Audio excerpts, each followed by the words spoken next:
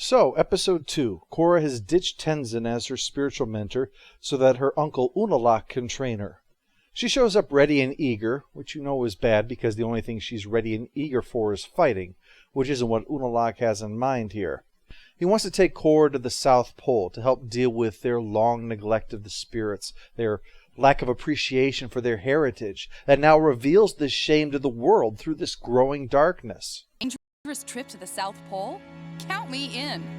Korra only hears what she wants to hear. Meanwhile, Tenzin's family is heading around the world for their vacation. Hey, Daddy, look! I finally got a lemur! I'm gonna name him Pokey. As you can imagine, this essential secondary plot will need to be stretched out over numerous episodes so we don't miss a thing. So, let's get to this expedition to the South Pole. In Episode 2, people are leaving or arriving. Korra's father plans to come along, leading to a very uncomfortable stare-down that is broken by the arrival of Bolin riding a snowmobile, courtesy of Varric because Varric is awesome. It even has a sidecar for his one true love, and the other Red Rum twin. But at least they'll be roaring along at a good, 3 miles an hour.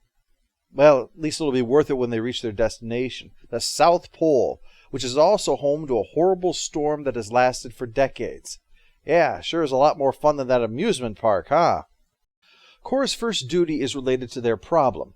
Unalaq says that the portal to the spirit world was closed long ago, so she needs to open it, because otherwise the spirits become unbalanced. They have aspects of both light and dark, and the dark takes over when it's unbalanced because shut up and open the damn portal.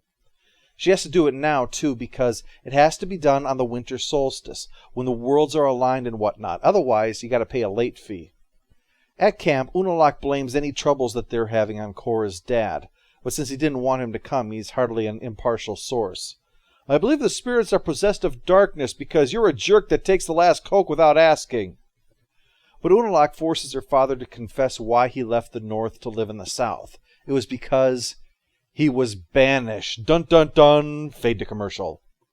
See, her dad used to be a general in the Northern Army, so when some barbarian raiders raided them, he drove them off and pursued them to a forest some consider to be hallowed ground, home to the spirits.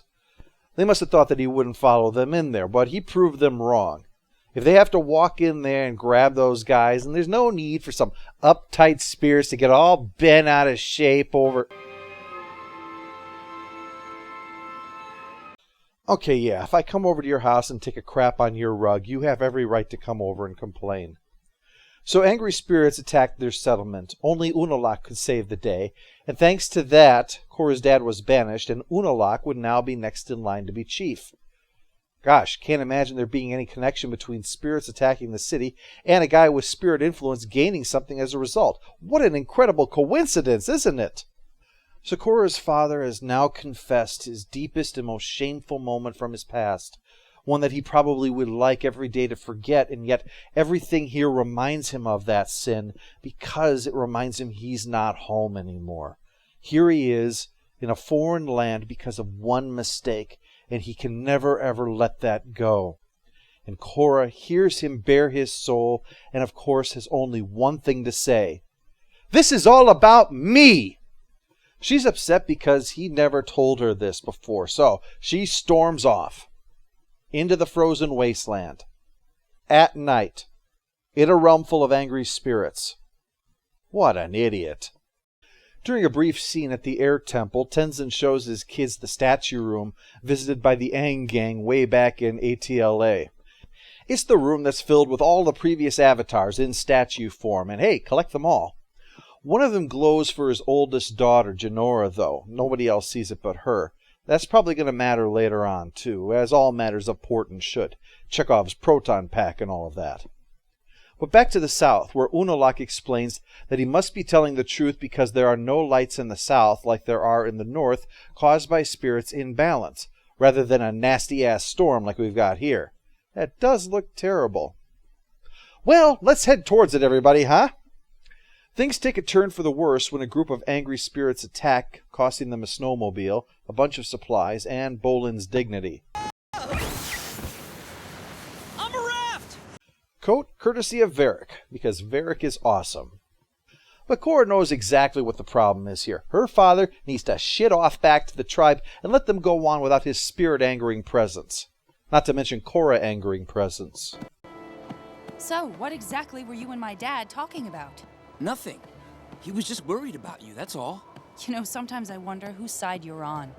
I don't think they really knew how to write Korra in a relationship at this time, so they decided early on to just rip it apart. Only problem is, it'd be good if they didn't tear Korra down along with it. Generally, the hero should not address their love interest with, "So, are the two of you plotting against me now?" Not unless they possessed by the whole evil twin kind of thing, Because I like Korra, and I don't even like Mako. And even I am not on her side when she's one step away from digging through his Facebook activity to see if he liked something that she disapproves of. Despite this, Mako tries to be supportive and even offers to join her heading into the frozen forest in order to open that portal. But Unalaq insists she has to do this part alone. Not to worry though, she's going to figure it out. Korra, all the past avatars live on inside of you. Let them guide you. Let them help you find the light in the dark. I don't know, so far in Book 2, either they're not talking or she's not listening. She deals with a couple rowdy spirit snakes, but with Korra bending rather than any special spirit, spectral kung fu moves. I guess learning how to properly calm and balance the spirit is much harder to do than, say, open the portal that separates this world from the great beyond. Yeah, that sounds like Spirits 101 kind of stuff, doesn't it?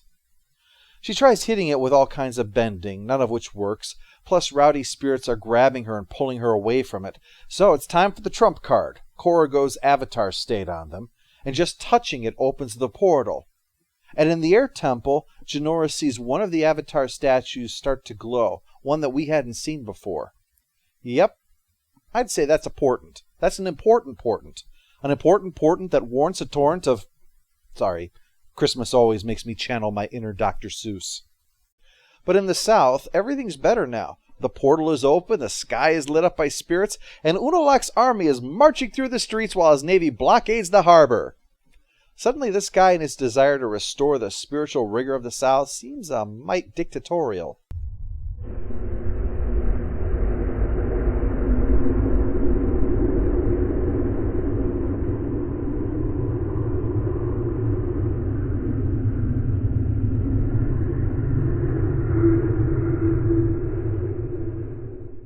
All hail the Overlord! All hail the Overlord! Can someone please deflate me? Thank you.